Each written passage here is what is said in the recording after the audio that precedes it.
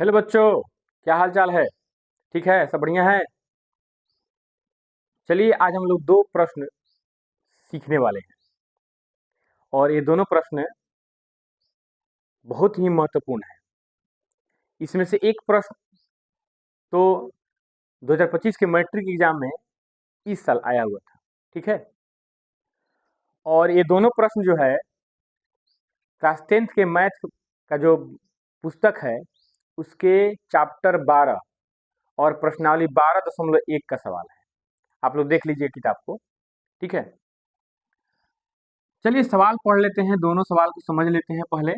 उसके बाद इस सवाल को बनाने के लिए हम जो मेथड यूज करेंगे उन मेथड को भी सीखना है। ये दोनों सवाल दो मेथड से बनेगा, एक शॉर्ट मेथड डायरेक्ट और एक लॉन्ग मेथड। ठीक है, दोनों मेथड हम लोग इस वीडियो के माध्यम से सीखने वाले हैं। तो वीडियो को स्किप नहीं कीजिएगा, शुरू से लेकर अंत तक देखिएगा अगर इन दोनों सवालों के सॉल्यूशन को बेहतरीन ढंग से जानना हो तब। ठीक है, सवाल पढ़िए। दो वृत्तों की त्रिज्याएं क्रमशः 19 सेंटीमीटर और 9 सेंटीमीटर है। उस वृत्त की त्रिज्या ज्ञात करें जिसकी परिधि इन दोनों परिधियों की योग के बराबर है। मतलब दो वृत्त है, एक का त्रिज्या है 19 सेंटीमीटर, दूसरे का त्रिज्या है 9 सेंटीमीटर, और एक और वृत्त है, उस वृत्त का परिधि इन दोनों त्रिज्याओं वाले वृत्तों के परिधियों के योग के बराबर है। ठीक है, तो सबसे पहले शॉर्ट फॉर्मूला हम लोग समझ लेते हैं। अगर इस तरीके का सवाल हो कि उस वृत्त की त्रिज्या ज्ञात करें जिसकी परिधि इन दोनों परिधियों के योग के बराबर हो, तो डायरेक्ट आर निकालने के लिए हम लोग क्या करते हैं, R1 प्लस R2 कर लेते हैं। तो आर बराबर मान के चलिए R1 है 19 सेंटीमीटर प्लस R2 है 9 सेंटीमीटर।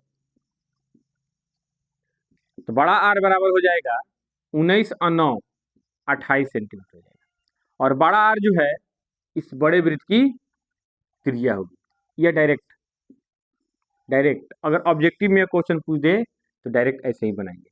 मतलब बड़ा त्रिज्या निकालने के लिए इन दोनों त्रिज्याओं को जोड़ देंगे। ये तो शॉर्ट मेथड हो गया डायरेक्ट। अब लॉन्ग मेथड में देखिए। अब इसको बनाने के लिए क्या करेंगे, माना कि R1 बराबर 19 सेंटीमीटर, R2 बराबर 9 सेंटीमीटर। ठीक है, तो पहले C1 निकालेंगे, यानी पहले वृत्त की परिधि निकालेंगे। तो पाई R1 सॉरी 2 पाई R1 यानी 2 पाई गुना 19 सेंटीमीटर। फिर C2 निकालेंगे, यानी दूसरे वृत्त की परिधि निकालेंगे। तो 2 पाई R2 क्या यूज करेंगे, तो 2 पाई गुना R2 का वैल्यू 9 सेंटीमीटर हो गया। अब माना कि बड़े वृत्त की त्रिज्या बड़ा आर है। ठीक है, बड़ा आर है, तो बड़ा सी यानी 2 पाई बड़ा आर। प्रश्न से क्या कह रहा है, प्रश्न से कि बड़े वृत्त की परिधि जो है इन दोनों परिधियों के योग के बराबर हो। यानी ये जो बड़ा वृत्त का परिधि है यानी 2 पाई बड़ा आर जो है इन दोनों परिधियों के योग के बराबर हो, यानी इन दोनों परिधियों के, यानी 2 पाई R1 प्लस 2 पाई R2। अब ध्यान दीजिएगा, यहाँ चाहे तो 2 पाई का कॉमन निकाल के 2 पाई से 2 पाई खत्म भी कर सकते हैं। ठीक है, अब आइए समझिए। यह हो जाएगा 2 पाई बड़ा आर बराबर 2 पाई R1 का वैल्यू है 2 पाई गुना 19 सेंटीमीटर प्लस 2 पाई R2 का वैल्यू है 2 पाई गुना 9 सेंटीमीटर। अब एक काम करें, 2 पाई बड़ा आर बराबर 2 पाई का कॉमन निकाल देंगे तो 19 सेंटीमीटर प्लस 9 सेंटीमीटर बचेगा। 2 पाई से 2 पाई खत्म, बड़ा आर बराबर 19 और 9 कितना हो जाएगा 28 सेंटीमीटर। यह हो गया सॉल्यूशन। ठीक है, तो जब दो वृत्तों की त्रिज्याएं दी गई हो और एक बड़ा वृत्त भी हो और उसकी त्रिज्या ज्ञात करना हो जिसकी परिधि इन दोनों छोटे वृत्तों की परिधियों के बराबर हो, तो इसको बनाने का दो मेथड है। एक मेथड यह है, डायरेक्ट बड़ा आर निकालना हो तो R1 प्लस R2 कर सकते हैं, या चाहे इस मेथड से बना सकते हैं। अगर ऑब्जेक्टिव क्वेश्चन पूछ दिया तो डायरेक्ट, क्योंकि ऑब्जेक्टिव क्वेश्चन में ज़्यादा टाइम नहीं लेना है। ठीक है, एक अंक का रहता है और इसमें शॉर्ट में बनाना होता है, तो डायरेक्ट ये बन जाएगा।